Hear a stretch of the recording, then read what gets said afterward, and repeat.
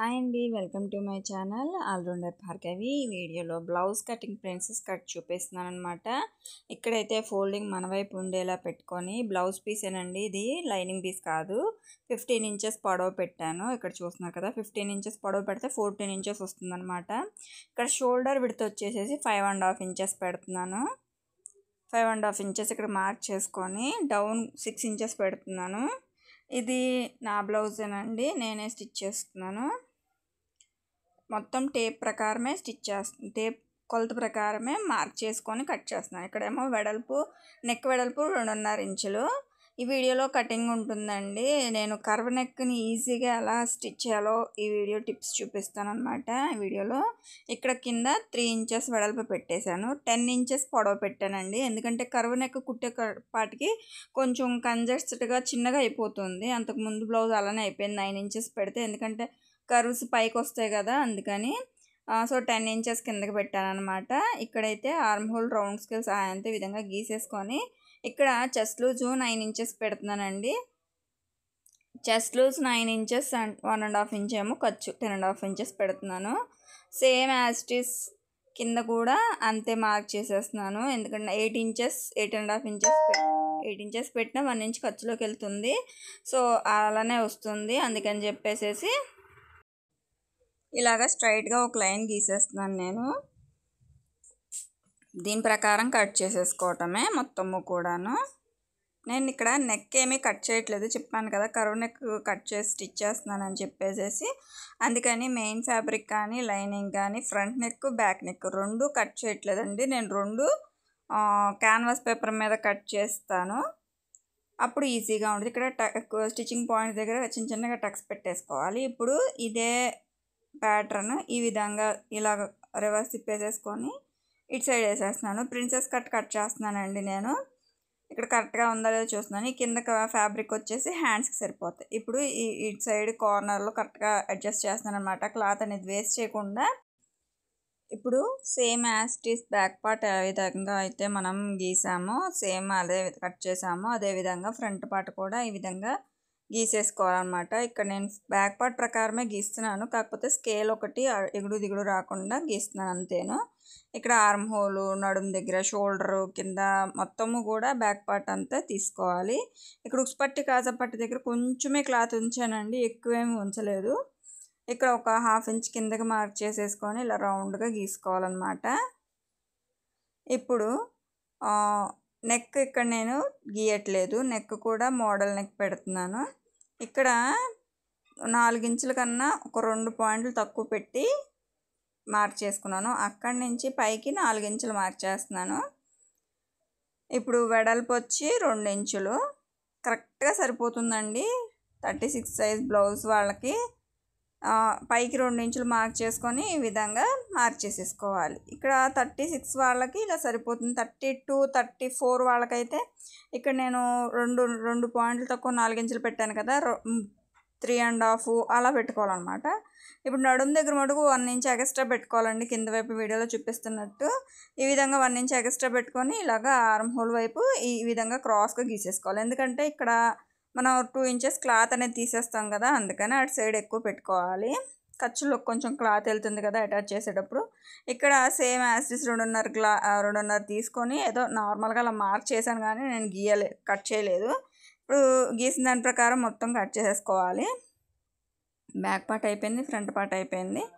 ఈ పార్ట్లో హ్యాండ్స్, ఇది లెంత్ వచ్చేసేసి నాకు 9.5 ఇంచెస్ వచ్చింది. నేను కొంచెం కర్వ్ బుట్ట చేతులు పెడదాం అనుకుంటున్నాను, మరీ హెవీ కాకుండా కొంచెం పఫ్ వస్తుంది.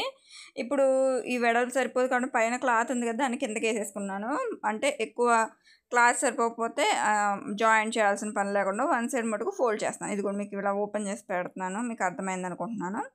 పైన ఉన్న క్లాత్ దీనికి ఈ విధంగా స్ట్రైట్గా ఉండేటట్టు పెడుతున్నాను అనమాట.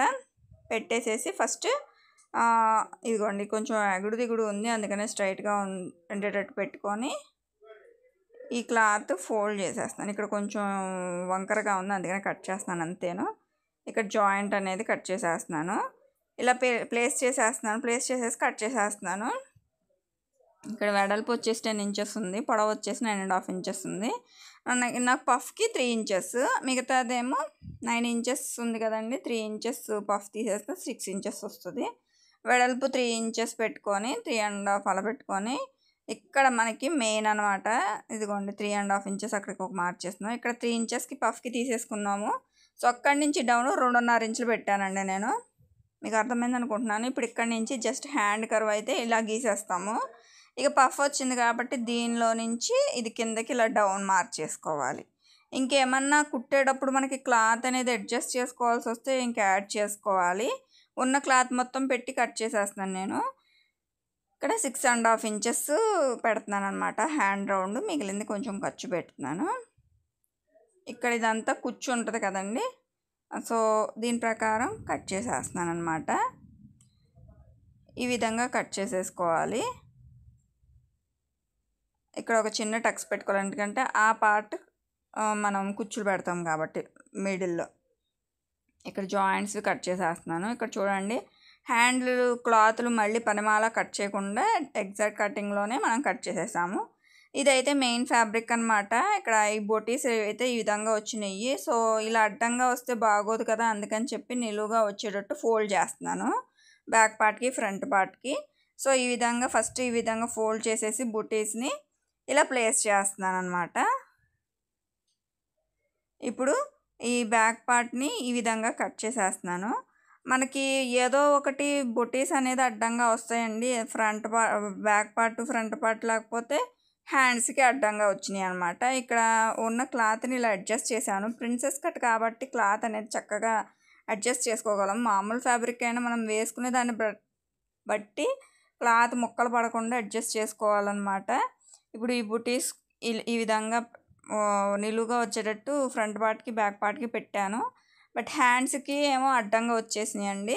ఇప్పుడు దీని ప్రకారం ఇలా పెట్టేశాను కదా, హ్యాండ్స్కి వచ్చేసరికల్లా ఇంత క్లాత్ అయితే మిగిలింది.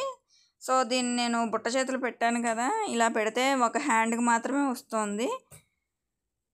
అంటే ఈ 2 ఫోల్డ్సే కదా, ఇలాగ 4 ఫోల్డ్స్ ఇలా ఫోల్డ్ చేసేసి ఇలా పెట్టేస్తే ముక్క క్లాత్ అటాచ్మెంట్ కూడా లేకుండా కరెక్ట్గా వచ్చేస్తుంది అనమాట. కాకపోతే అడ్డంగా వస్తుంది అంతేను. ఇది డైలీ వేర్ శారీనే, జస్ట్ కుట్టేద్దాంలే అని చెప్పేసి ఇంకా అడ్డంగానే పెట్టాను, చేసేదేం లేక. ఇదిగోండి ఈ ప్లేస్లో ముక్కలు ఏమీ అటాచ్ అవ్వలేదన్నమాట. ఈ విధంగా వస్తాయి అన్నమాట. ఈ విధంగా ప్లేస్ చేసుకోవాలంటే క్లాత్ని బట్టి మనం పోవాలి. యాక్చువల్లీ హ్యాండ్స్కి నిలువున వేసుకుంటే ఫ్రంట్ పార్ట్ బ్యాక్ పార్ట్ అడ్డంగా వస్తాయి. ఈ ఫ్రంట్ పార్ట్ బ్యాక్ పార్ట్ నిలువు బుటీస్ కావాలి అనుకుంటే హ్యాండ్స్కి అడ్డంగా వస్తాయి అనమాట. బుటీస్ని బట్టి కూడా మనం చూసుకోవాలి బ్లౌజు లుక్ అనేది. ఇప్పుడు వీటిని ఇలాగ అడ్జస్ట్ చేసేసుకొని కట్ చేసుకోవటమే. చూడండి ఒకసారి మళ్ళీ చూపిస్తున్నాను. ఇక్కడేమో ఫ్రంట్ పార్ట్ పెట్టాను, ఇక్కడేమో బ్యాక్ పార్ట్ కట్ చేస్తాను కదా, ఇక్కడేమో హ్యాండ్స్ పెట్టాను. హ్యాండ్స్కి అయితే జాయింట్స్ ఏం పడవు అనమాట. ఈ విధంగా కట్ చేసేసుకోవాలన్నమాట. ఇలాగ మొత్తము front part back part hands మొత్తము కటింగ్ అయితే అయిపోయినాయి అనమాట. ఈ విధంగా వచ్చినాయి బొటీస్. ఇప్పుడు నెక్స్ కట్ చేయడం చూపిస్తున్నానండి. నెక్స్ కోసం నేను ఇలా క్యాన్వాస్ పేపర్ని తీసుకున్నాను. ఇలాగా హైట్ వచ్చేసేసి బ్యాక్ నెక్కి 11 ఇంచెస్ పైన తీసుకున్నాను. ఇంకా వెడల్పు మనకు మామూలుగా పెట్టుకున్నాం కదా 2.5 ఇంచెస్, అలానే ఇక్కడ ఒక మార్క్ చేసుకొని 10 ఇంచెస్కి ఇక్కడ 3 ఇంచెస్ మార్క్ చేసుకోవాలన్నమాట. ఇప్పుడు దీని ప్రకారము మనము నెక్ అనేది కుట్టుకుంటాము. ఈ వీడియోలో దగ్గర కటింగ్ మాత్రమే చూపిస్తున్నాను, స్టిచ్చింగ్ నెక్స్ట్ వీడియోలో చూపిస్తాను. ఎందుకంటే మరీ లెంతీ అయినా బోర్ కొట్టేస్తుంది, చూడరు.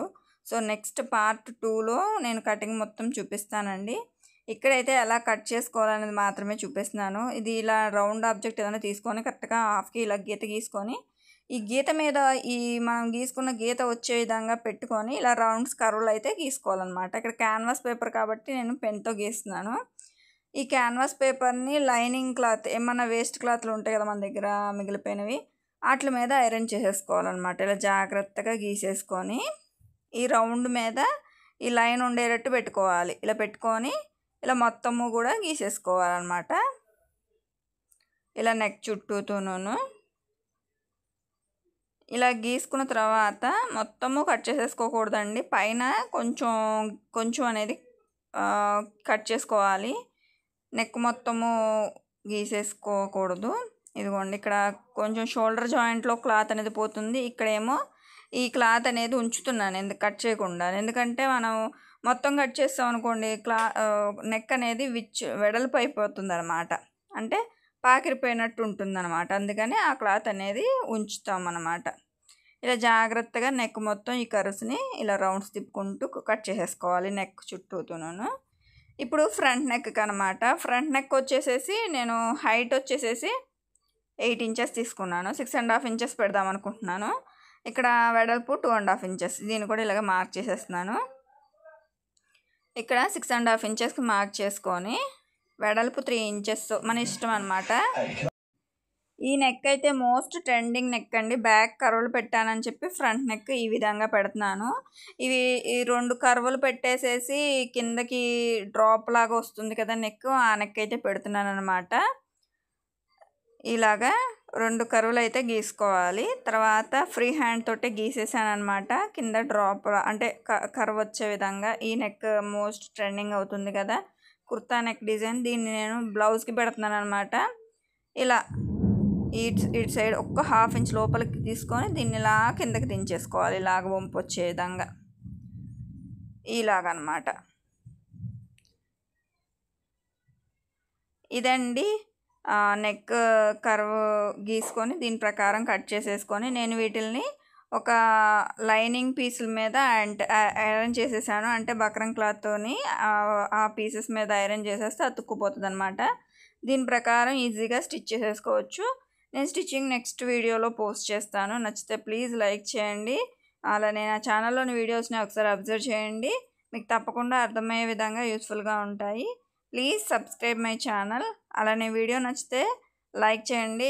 అర్థమైందా లేదా అనేది కామెంట్ చేయండి. ఈ విధంగా కట్ చేసేసి పైన కూడా కొంచెం మళ్ళీ దీనికి కూడా ఈ సైడ్ ఈ విధంగా ఉంచాలన్నమాట. పాకిరిపోకుండా ఉంటుంది అన్నమాట మనం నెక్ ఓపెన్ చేసిన కుట్టే వరకు. ఇప్పుడు ఇది ఇలాగా ఓపెన్ అయితే చేస్తే ఇలా ఉంది. మీకు అర్థమవుతుందో లేదో దీని మీద పెట్టి చూపిస్తాను. ఇదిగోండి ఇలా వస్తుంది అన్నమాట నెక్ అయితే మోడల్. ఇది neck, front neck. Back neck వచ్చేసేసి మొత్తం కర్వ్లు అనమాట. వీటిల్ని నేను ఐరన్ చేస్తాను అనమాట ఈ విధంగాను. అంతేనండి. ఈ వీడియో నచ్చితే ప్లీజ్ లైక్ చేయండి.